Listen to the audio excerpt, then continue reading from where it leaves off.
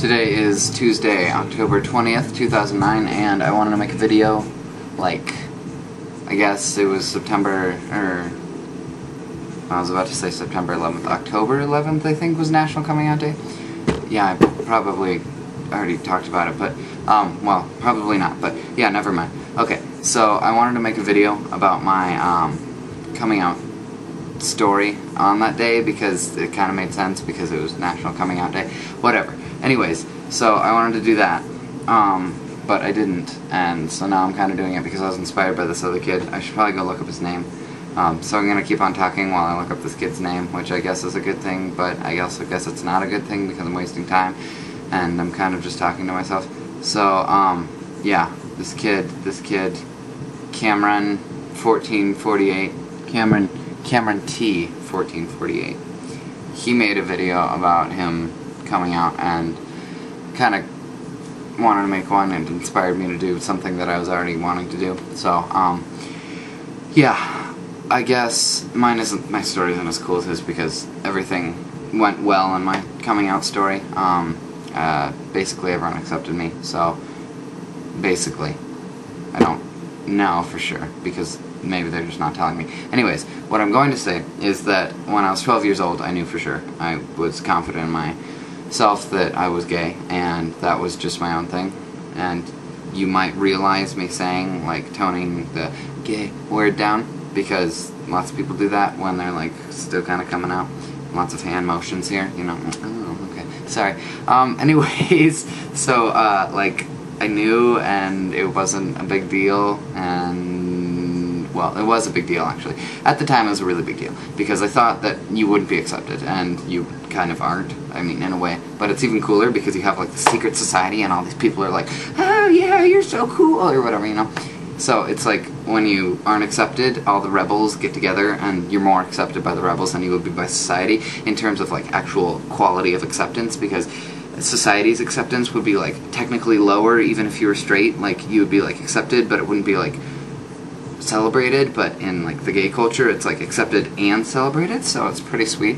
Can't deny it, so I'm kind of lucky, and you should be too, because if you're gay, whoa, yeah, you'll be more accepted. Okay, getting onto the story, I was 12 years old, and then, like, 2 years later, I was, like, I had met this girl when I was 13 years old, and we went to school together, and we were really close friends for a while, and she thought I was, like, hilarious, and that was exciting. Anyways, so we hung out a lot, and she was really cool, and she had this saying, okay, I probably shouldn't say this, but she had this saying, like, every time I see you, I cry, which sounds mean, but really it was, like, to the point where she would see me, and I would make jokes or do weird things, and she would laugh so hard that she would cry.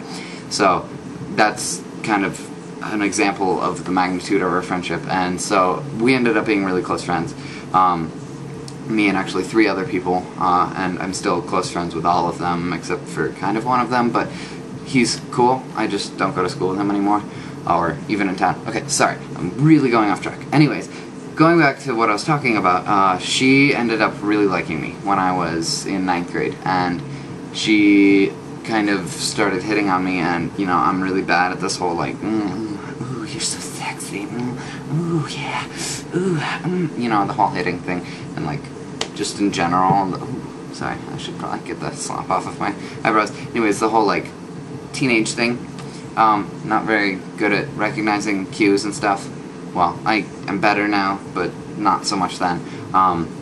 So she would do, like, these things, and then it got to a point where it was, like, really obvious to me, which means that it was, like, extraordinarily, like, obvious to anyone else. So,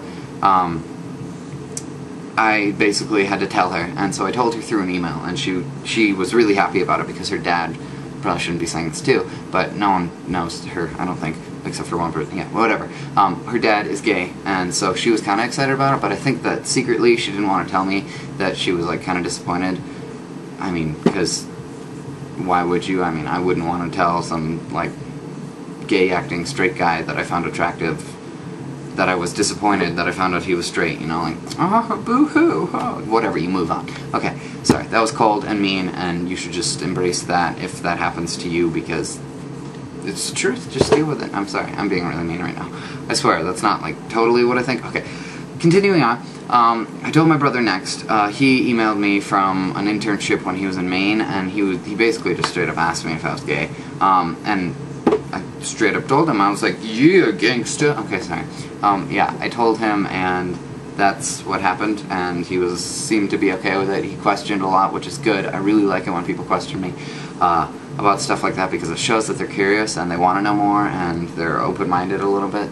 So he asked questions, and it wasn't surprising, and I knew my brother would accept me. So, moving on, I guess the next person I told, who was like a big deal, was my mom, and this is kind of a good story, but it's not really that great. So, like, you know, what most teenagers do, you know, we, like, do things.